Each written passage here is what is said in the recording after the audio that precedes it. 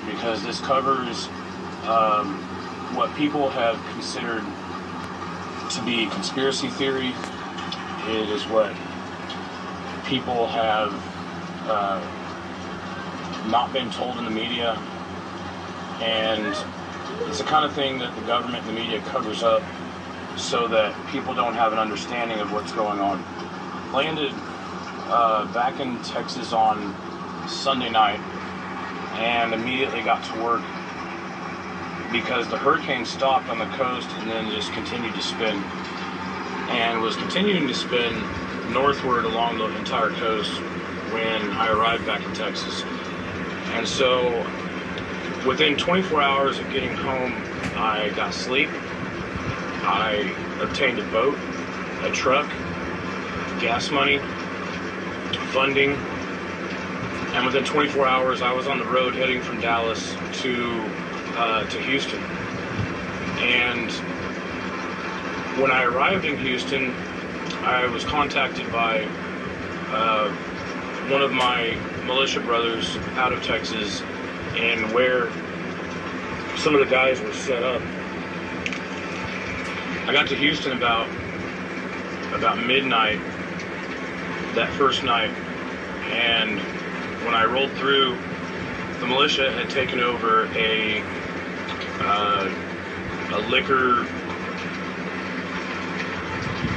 warehouse that was in basically like a strip mall. And the back of the strip mall had a fence on the back side of it, which gave them operational security because they had boundaries and borders. They took over the whole alleyway and had guys on the roof and were able to secure their position and where they were at. And I quickly found a place. We were able to bed down, have a safe place. And the first thing that I noticed there, that it was like the purge. All I could hear that night was car alarms going off and glass breaking and gunshots. And luckily I was able to bed down and get things ready and unpack my guns and ammunition, and I got zero sleep that first night. We made our way down to Katy, Texas, and when we got there we were stopped because they had finally blocked the roads down, and we were just off of I-10 where they had Fema, National Guard, DEA, FBI, Secret Service. They had emergency management from Oklahoma, Texas, Louisiana, and others there. And it was a big clusterfuck of everybody sticking their thumbs up each other's asses because they were just running around like not doing anything but stroking each other, because that was happening down there. I think it's still happening down there. Some of the homeless people were freaked out. Thomas Jefferson High School in Port Arthur had a lot of people evacuated by plane, and there was at least 1,500 that were left behind that refused to get on the FEMA planes because they said that they were not making their destinations. They were not showing up in certain areas, and those people, I don't know where they were going. The 1,500 that were there, we sent a security force over to, because they almost started rioting at the Thomas Jefferson High School in Port Arthur because of the way they were being treated. And again, I'm going to tell people, we've talked about this for years, fucking years. We talked about this.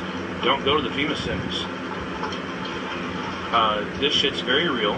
I just experienced it firsthand, and I've come home to decompress over these issues. 11 p.m. was scheduled to be the release of the blowing of the dam, and at least 3 of the rescuers that I talked to said that the dam had started to fail, and there was a moon-shaped spot in the top of it where water had been coming over and been washing part of the dam away.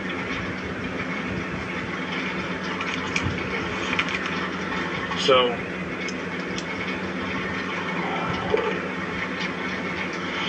people were saved. We rallied back at Crossing Church, where they basically wrapped everything up for a day, and they told the stories of what had been happening. At least one boat had been in another neighborhood and pulled out at least 100 people themselves from that area. And let me tell you something.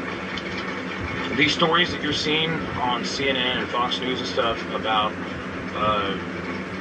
government officials going out on boats and pulling people in and rescuing them were designed as propaganda to let you know that the government was taking care of you, when in all actuality they were not doing evacuations. They were locking down the highways, they were locking down these neighborhoods, and they were going to flood these people in their homes.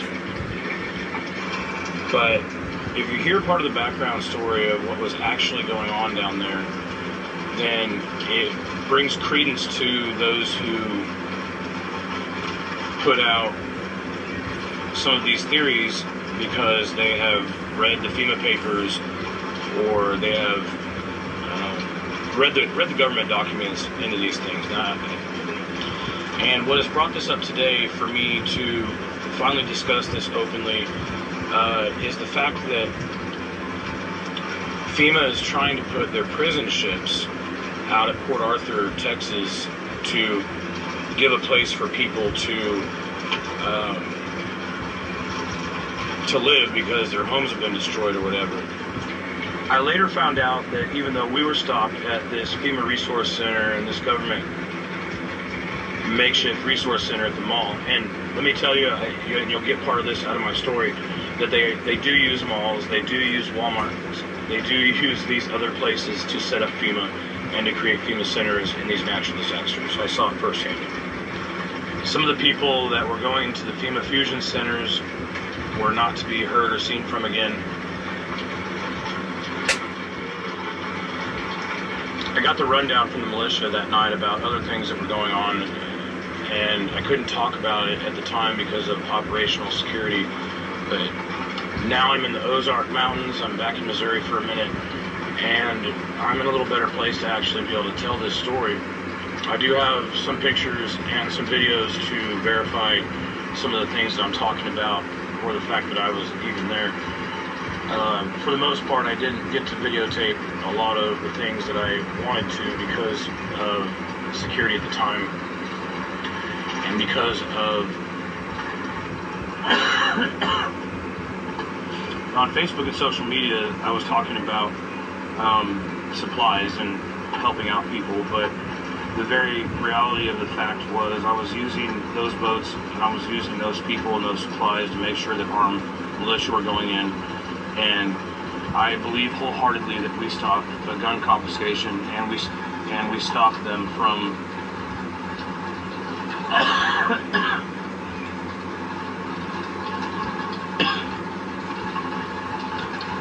murdering a lot of people. And the only reason why Hurricane Harvey was not Katrina was because of the Cajun Navy, Texas Navy, and the response from Texans on their own soil that was saving tens of thousands of lives that I witnessed firsthand, while the government was locking down roads and barricading people from being able to help. Within 24 hours, I had more than $50,000 to $100,000 worth of supplies showing up on trucks, along with over 100 armed men and women and medics and corpsmen and people who are not your bullshit militia spouting keyboard warriors that you see on the internet all the time. These are guys who are hardcore motherfuckers that were ready to go in to these little towns and these neighborhoods where they were not doing evacuations, that they were flooding, and preparing. FEMA and other people were flooding these small towns without doing evacuations and didn't care if people were dying.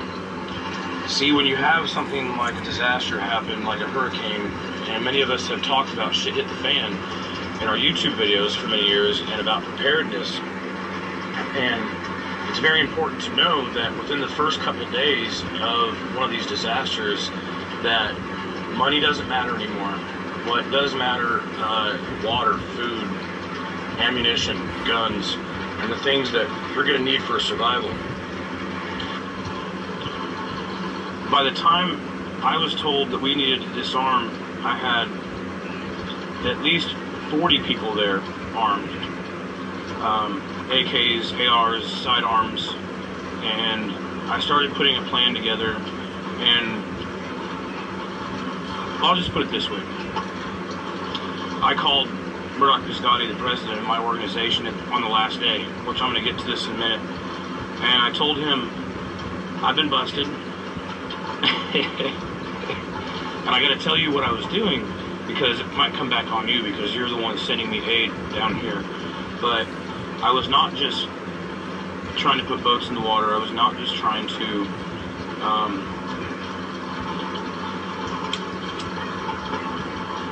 bring supplies and aid in from other parts of Texas and across the country. What I was doing is I was using the old tactic that we see the government using, and saying that we were doing humanitarian aid runs. But on those humanitarian aid runs of ships full of food and medical supplies, I was putting at least 4 to 5 armed men or women team members in boats to get them over into the Golden and Vider areas and the Port Arthur areas, so that we had armed militia in those areas to protect Texans and also help pull them out. The private contractors came in, tried to disarm us, tried to take over our supplies, and I wasn't having any of it. The guy that was working with me hand in hand started carrying around an ice pick, because the contractor had threatened his life, and he was ready to stab this guy in his neck, because he straight up threatened our lives. I had my 357 on my hip the whole time that I was there, and this contractor was talking to us about open carrying and scaring people, but the real reality is they were trying to control the situation and take over, for whatever reason, supplies, and get those armed men out of there.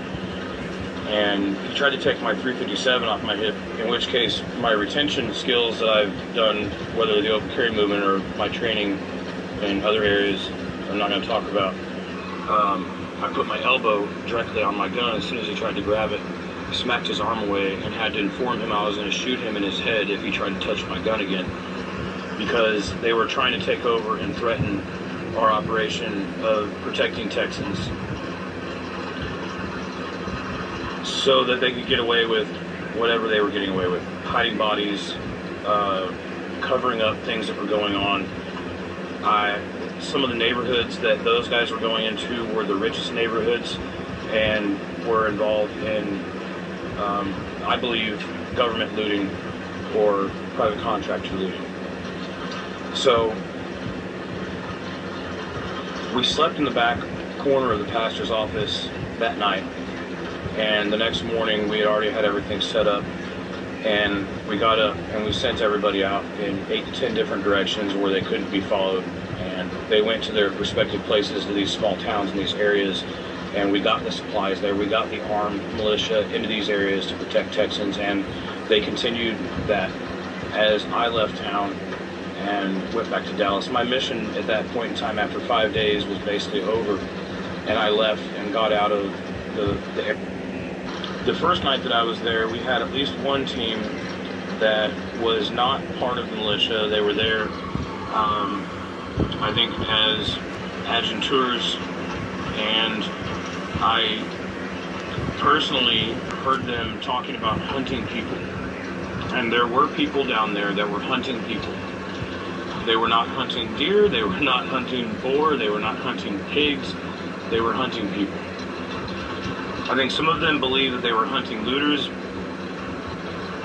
but as I said earlier, after a day or two of being in shit at the fan in a situation where there's no water, no food, the most moralistic person might go into your neighbor's house and try and find food and water for survival. So at this point in time, you have people who aren't necessarily looters, but people who are just trying to survive, and if they looked like looters, they were being shot. They were hunting people. By that night, I had 100 to 150 very tacked out armed teams ready to protect Texans.